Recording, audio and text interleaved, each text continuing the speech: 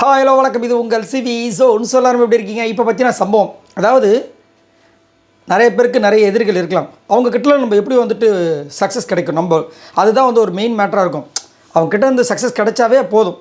அந்த சக்ஸஸ் எப்படி கிடைச்சா நல்லாயிருக்கும்? அது எப்படின்னா, நம்ம அவங்க கூட மோதி கிடைக்கிற சக்ஸஸை விட அவங்க நம்மளை பார்த்து பயந்தாவே அது ஒரு சக்ஸஸ் தான். அது எவ்வளோ பெரிய சக்ஸஸ். அந்த மாதிரி ஒரு சம்பவம் தான் இப்போ நடக்குது. இப்போ லைவில் பார்த்தீங்கன்னா எல்லோரும் ஜாலியாக பாட்டு பாடின விஷயங்களை நீங்கள் பார்த்துருப்பீங்க. அந்த ப்ரொமோ கூட பார்த்துருப்பீங்க. அதுலேயும் பார்த்தீங்கன்னா விஜய் பார்வதி மூஞ்சை வச்சு தான் வந்து ஓட்டுறாங்க வச்சுக்கங்களேன். ஸோ இப்போ வந்து பார்த்தீங்கன்னா கண்டென்ட் ஆஃப் குயின் அப்படி தான் சொல்லணும். இந்த சீசன் 9 பொறுத்த வரைக்கும் ஃபுல்லாக கண்டென்ட்டை வாரி இறக்கிறது அந்த பொண்ணு மட்டும் தான். இதை தவிர்த்து பார்க்கும்போது அங்கங்கே கொஞ்சம் கொஞ்சம் விக்ரம் கொஞ்சம் இப்போதைக்கு வேறு யாருமே பெருசாக இல்லை. கானாவண்டத்தை சொல்கிறாங்க ஒரு பக்கம், ஆனால் அவர் கூட வந்து சும்மா அங்கங்கே கானா பாட்டு அந்த மாதிரி விஷயங்கள் மட்டும்தான். மற்றபடி யாருமே இல்லை, ஒருத்தர் கூட கிடையாது. திவ்யா பக்கம் ஒரு பக்கம் கண்டென்ட் கொடுக்குறாங்களா, யாராவது கொடுத்துட்ருக்காங்களா? இப்போ இன்றைக்கி பாருங்கள், கமருதீன் கொஞ்சம் லைட்டாக அப்பப்போ, மற்றபடி அப்போ கொடுத்துக்கிட்டே இருக்கிறது விஜய் பார்வதி மட்டும்தான். ஸோ இப்போ என்ன நடக்குதுன்னா, இந்த வாரம் வந்து விஜய் பார்வதி வேணும்ட்டுமே டவுன் ஆகணும்னு சொல்லிட்டு இந்த விஜய் ஒரு வேலையை பண்ணிகிட்ருக்காரு. இப்போ ரொம்ப அநியாயங்கானா. அதாவது எப்போ நீ வந்துட்டு ஊ மேல் நம்பிக்கை வைக்காமல் தம்பா தோண்டு பிளேடு மேல் நம்பிக்கை வச்சு அப்போயோ நீ போச்சுன்ற மாதிரி நம்ம தளபதி சூப்பரான ஒரு டைலாக் சொல்லுவார் பார்த்திங்களா. அந்த மாதிரி ஒரு டைலாக் தான் எனக்கு ஞாபகத்தில் வருது. ஏன்னா எஃப்ஜேக்கு வந்து நல்ல ஒரு சான்ஸ். ஆக்சுவலாக இந்த பர்டிகுலர் டாஸ்கில் வந்து 2 பேர் தான் கிச்சன் டீமில் இருக்காங்க. அவங்களோட ஏதாவது மக்களோட ஃபோக்கஸு, கேமரா ஃபோக்கஸ் எல்லாமே அது கிச்சன் டீமில் தான் இருக்கும். ஏன்னா மற்றபடி வந்து பெருசாக போகலை. அப்படின்னும் போது இவங்க மட்டும் கரெக்டாக கோஆர்டினேட் பண்ணியிருந்தாங்கன்னா செம்ம மாதம் இருந்திருக்கும். ஆனால் இங்கே என்ன நடக்குதுன்னா, கரெக்டாக எஃப்ஜே பண்ண தவறுகளால் விஜய் பார்வதி எங்கேயோ தெரியுறாங்க. எஃப்ஜே தேடி பார்த்தா எஃப்ஜே வந்து அப்படி சொர்ற கிலோ அககால பாதாளத்துக்கு போயிட்டார்.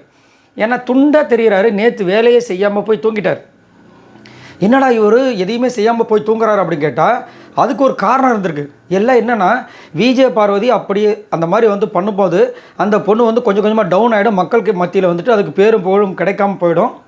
நான் மட்டும்தான் தெரியுவேன்னு சொல்லிட்டு இவர் நினச்சிருக்காரு. அதனால தான் இன்றைக்கி வந்துட்டு இந்த பிரின்சிபல் முன்னாடி பேசிகிட்டு இருக்கும்போது விஜய் பார்வதி சொல்லுவாங்க, இந்த மாதிரி இந்த விஷயங்கள்லாம் பண்ணணும், சப்போஸ் பண்ணலை அப்படின்னா வந்து நம்மளுக்கு வந்து கடைசி நேரத்தில் பாயிண்ட்ஸ் கிடைக்காம போயிடும், டாஸ்க்கில் நம்ம தோற்ற மாதிரி ஆகிடும் அப்படின்னு சொல்கிறாங்க. அவருமே கேட்குறாரு, யார் பிரின்சிபல் பிரஜனும் கேட்குறாரு. இவர் சொல்கிறார், எனக்கு தோற்றா ஒன்றும் பிரச்சனை கிடையாது.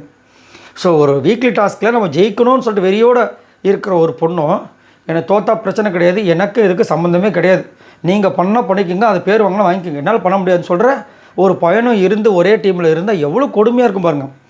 இப்போ எதுக்கு இந்த பயமாற்றதா சொல்கிறேன்னா, கனி வந்துட்டு நம்ம எஃப்ஜேவை கூப்பிட்டு பேசுகிறாங்க பயந்து, டேய் நீ இந்த வாரம் வெளியே தெரியலன்னு நினைக்கிறான்டா அப்படின்னு.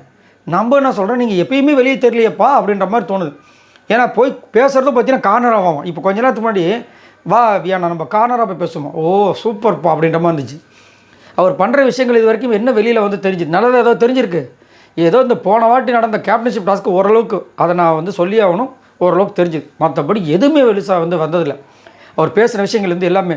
இப்போ என்ன சொல்கிறாரு, அதெல்லாம் இலக்கணி நான் வெளியில் மக்கள்கிட்ட சூப்பராக தெரிஞ்சிருப்போம், ஒட்டோ சூப்பராக தெரிஞ்சிருப்பாராம்.